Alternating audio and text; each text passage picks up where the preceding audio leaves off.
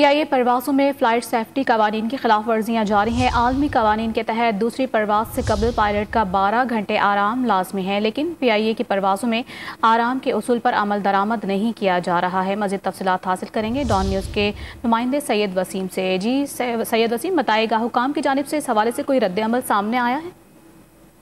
जी देखें, हुकाम की जानिब से तो कोई रद्द-ए-अमल सामने नहीं आया। अलबत्ता जो ये कवानीन की खिलाफ वर्जी है PIA परवाज़ों में, वो फ्लाइट सेफ्टी के कवानीन की खिलाफ वर्जी कहलाती है।